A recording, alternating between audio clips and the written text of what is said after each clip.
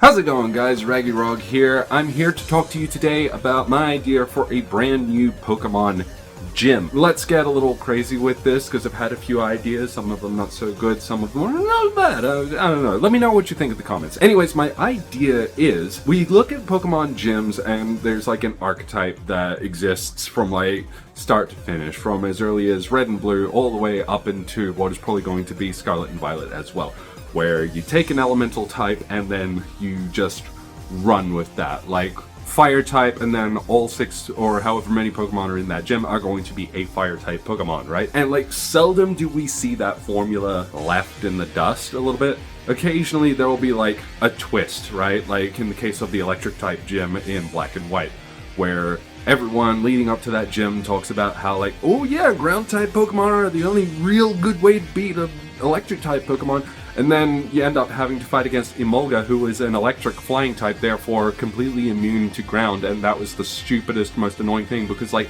everyone for like 2 towns leading up to that place wouldn't shut up about how you need a ground type Pokemon. And then there's ground type Pokemon everywhere from start to finish between those 2 towns. But we're not talking about that, so whatever. Another good idea would be the normal type gym in Ruby and Sapphire, because even though it was the normal type gym, they kind of tried to frame it as like being like the item gym, where the gym leader used a lot of items in battle, which that was a cool idea, I guess. Interesting to say the least. But it got me thinking about like other themes that could be used. What if there was like an entire region in which Pokemon gyms were not centered around a type, but were centered around a concept, right? So as an example, you could have the food gym, and like all of the Pokemon used in that gym would be reminiscent of foods, of which there's like 900 some Pokemon now, probably more.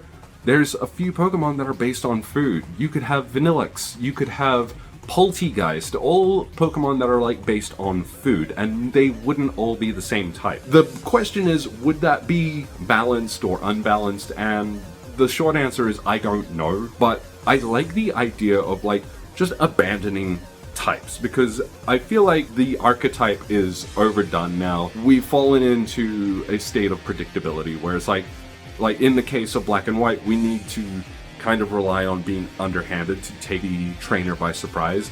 If we approached with like more literal themes in mind, it would be a completely different ballgame.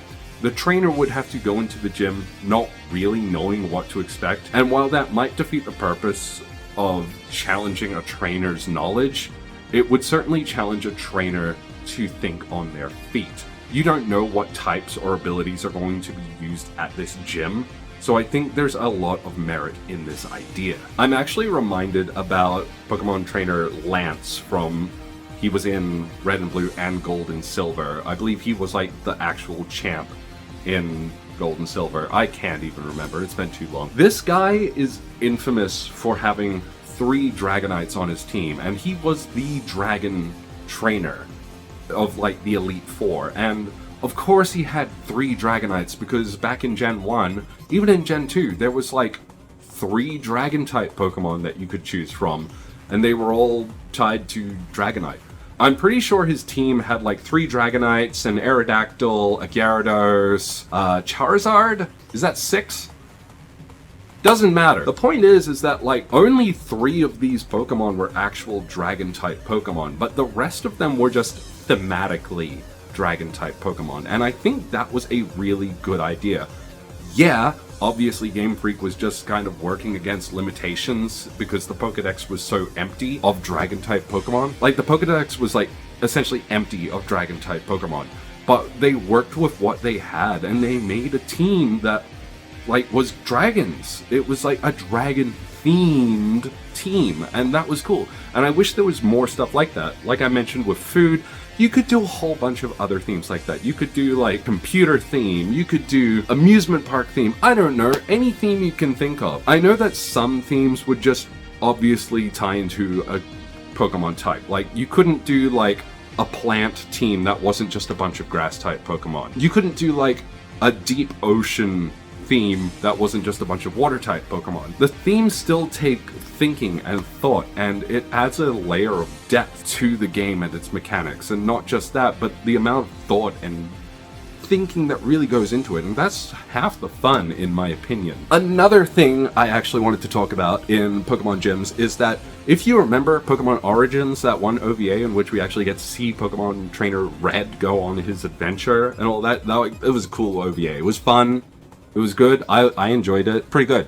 I liked it. But if you remember that, then you remember the encounter against Brock, and I remember that this kind of established a headcanon for me. I don't think they come out and say it, but it established this headcanon in which you see Brock actually ask Red, hey, how many badges do you actually have, dude? And Red's like, well, I don't have any badges right now. And he's like, cool. Then you see Brock make the decision to use 2 Pokemon. And it's like, it kind of painted this picture where it was like, oh, gym leaders actually make determinations on how they're going to battle you based on how many badges you already have. And prior to that, I kind of just had this thought in my head where it was like, man, imagine if you like went through the whole other 7 gyms and then you took on Brock first. You'd just have to take out like Geodude and Onix, and that would be totally easy. Brock is a terrible gym leader, obviously. But no, there's this new like established canon where the gym leader is actually like in the same league as the Elite Four, potentially. What makes them qualified to be a gym leader is their ability to assess the skill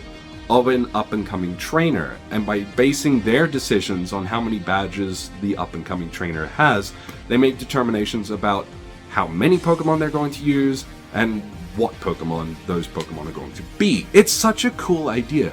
So on top of this idea of having a game where the Pokemon gyms have themed teams, not just type theming, but like themed to actual concepts, you could also have the added layer of, if we go with what Scarlet and Violet is doing, I understand that it's going to be like completely open world.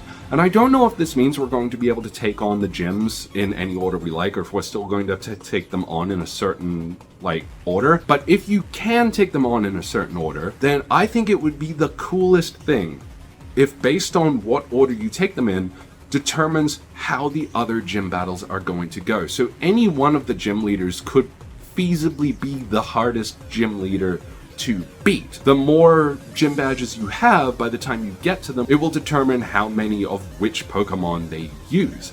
And that's such a cool idea. And on top of that, it would give the games so much replay value. It would be like this new thing in the meta where people get to discuss like how hard the 8th gym battle was. But that's a different thing for like every 8th person, I guess. Anyways, that's my ideas. So in a future Pokemon game, I would like to see themed Pokemon teams. I would like to see gym battles that you can any order, and gym battles where the difficulty increases based on how many gym badges you have, I guess. That's just my ideas. I'd like to see it. I'd like to see that implemented some way, somehow. These are just my ideas. Definitely comment down below your ideas, and do you think this is a good idea? Do you think it's a bad idea? Do you wish that it was just still on rails like it used to be, and we can just do it in the linear path order and keep it predictable, and speedrunners will rejoice everywhere for the rest of time? I don't know. I really don't know. These are just my ideas I'm spewing out here, so let me know. Let me know what you think. You guys seem to have better ideas than I do when you comment stuff, so go ahead. Give me your better ideas. I'm going to be here in the meantime waiting for you to like the video and subscribe and hit the bell icon, because I know you're waiting on more of this ranty content. And yeah, my name is Raggy Rog. You have a beautiful day. I'll see you next time. Mwah!